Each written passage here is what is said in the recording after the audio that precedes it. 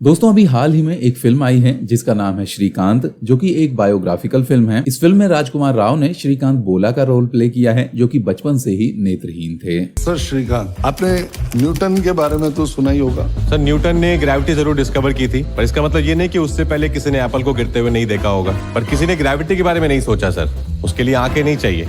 श्रीकांत के जन्म लेते ही लोगों ने इनके माता पिता को बोलना शुरू कर दिया था कि इस बच्चे को मार दो, नहीं तो ये खुद भी जिंदगी भर मुसीबत में रहेगा और तुमको भी परेशानी में डालकर रखेगा। ये फिल्म श्रीकांत बोला के संघर्ष को दिखाती है कि कैसे एक नेत्रहीन इंसान जो एक गरीब परिवार में जन्मा था, उसने 500 करोड़ रुपए की कंपनी खड़ी कर दी। ये फिल्म बॉक्स ऑफिस पर भले ही उतना अच्छा प्रदर्शन ना कर रही हो, मगर इसका मतलब ये बिल्कुल भी नहीं है कि इस फिल्म में पोटेंशियल नहीं है। दुर्भाग्य है हमारे देश का कि जहां एनिमल जैसी फिल्मों को तो लोग सुपरहिट बना देते हैं, पर अगर कोई अच्छी इंस्पिरेशनल फिल्म बनती है तो लोग उसको देखने थिएटर्स में नहीं जाते। इसीलिए मैं हमेशा बोलता हूं कि किसी भी फिल्म को अच्छी या फिर बुरी फिल्म का जो टैग होता है उसको बॉक्स ऑफिस कलेक्शन पर नहीं, बल्कि उसके कंटेंट के बेस पर उसे मिलना चाहिए। एनीवेज, ये तो बात हुई फिल्म श्रीकांत की। अब बात करते हैं इस फिल्म के रियल हीरो श्रीकांत बोला की, जिनके ऊपर यह फिल्म बनाई गई है। श्रीकांत बोला का जन्म 1991 में आंध्र प्रदेश के मछलीपट्टनम गांव में एक छोटे से किसान परिवार के यहाँ हुआ था। श्रीकांत आंखों से देख नहीं सकते थे।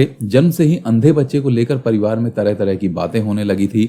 परिवार वालों ने कहा कि अंधा है, बोझ बन जाएगा, इसे मार दो, लेकिन माँ बाप ने किसी की नहीं सुनी और श्रीकांत को बड़ा किया। आंखों की रोशनी नहीं थी, इसलिए वो खेतों में माता पिता के साथ काम भी नहीं कर पाते थे। घर में अकेला ना छोड़ना पड़े, इसलिए उनका दाखिला उनके पिता ने स्कूल में करवा दिया। स्कूल कई किलोमीटर दूर था, तो दोस्तों और भाई की मदद से वो स्कूल जाने लगे, लेकिन उन्हें हमेशा आखिरी बेंच पर जगह मिलती थी और उनके साथ कोई खेलता भी नहीं था। श्रीकांत को शुरुआत में बुरा लगता था और उन्होंने पढ़ाई भी छोड़ने का मन बना लिया था, लेकिन जब उनके पिता ने उनको समझाया कि सिर्फ पढ़ाई ही है जो उनकी जिंदगी बना सकती है, उस दिन के बाद से श्रीकांत ने पीछे मुड़कर कभी नहीं देखा। पिता ने उनका दाखिला नेत्रहीनों के बोर्डिंग स्कूल में करवा दिया, लेकिन उसके लिए उन्हें घर छोड़कर करीब 400 किलोमीटर दूर हैदराबाद जाना पड़ा। श्रीकांत अपनों के सहारे के बिना नए माहौल में ढल गए और 10वीं में उन्होंने 96% लाकर यह साबित कर दिया कि उनके अंदर कितना टैलेंट है। लेकिन असली चुनौती तो अब शुरू होने वाली थी। श्रीकांत साइंस पढ़ना चाहते थे, लेकिन उन्हें किसी भी कॉलेज में साइंस स्ट्रीम में दाखिला नहीं मिल रहा था। श्रीकांत ने ठान लिया था कि वो पढ़ेंगे तो साइंस ही, लेकिन उस वक्त नेत्रहीन बच्चों के लिए साइंस विषय पढ़ने की कोई भी व्यवस्था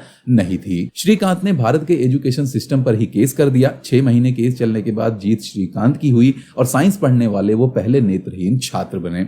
हालांकि ये उनके लिए आसान नहीं था। नेत्रहीन बच्चों के लिए उस वक्त साइंस की अलग किताबें उपलब्ध नहीं थी, मगर इस सब के बावजूद भी श्रीकांत ने 12वीं में 98% लाकर सबको चौंका दिया। इसके बाद श्रीकांत का सपना IIT में पढ़ने का था। उन्होंने IIT की कोचिंग के लिए कोशिश शुरू की, लेकिन उन्हें हर जगह रिजेक्ट कर दिया जाता था। श्रीकांत को 1-2 बार नहीं, बल्कि उन्हें 10-10 बार रिजेक्ट किया गया। लेकिन श्रीकांत ने भी ठान लिया था कि अगर IIT को उनकी जरूरत नहीं है तो इन्हें भी IIT की कोई जरूरत नहीं है। श्रीकांत को अपनी मेहनत और लगन के बलबूते अमेरिका के मशहूर MIT में स्कॉलरशिप पर दाखिला मिला और श्रीकांत MIT में पढ़ने वाले पहले इंटरनेशनल ब्लाइंड स्टूडेंट बने। वो कहते हैं ना कि अगर किसी चीज को शिद्दत से चाहो तो पूरी कायनात तुम्हें उससे मिलाने में लग जाती है। पढ़ाई पूरी करने के बाद इन्हें कई जॉब ऑफर्स मिले, लेकिन श्रीकांत वो सब कुछ छोड़कर वापस देश लौट आए। श्रीकांत ने ठान लिया था कि वो दिव्यांगों की मदद करेंगे। इन्होंने समझ लिया कि अगर तकनीक की मदद मिल जाए तो ना देख पाने वाले लोगों को भी मौका मिल सकता है। इन्होंने किराए पर जगह ली,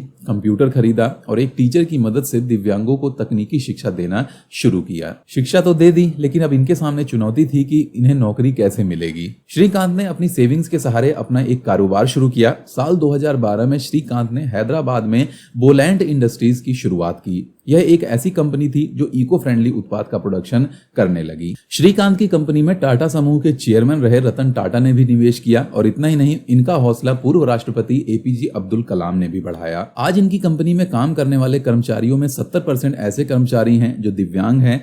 आज इनकी कंपनी के 7 से भी ज्यादा प्लांट हैं।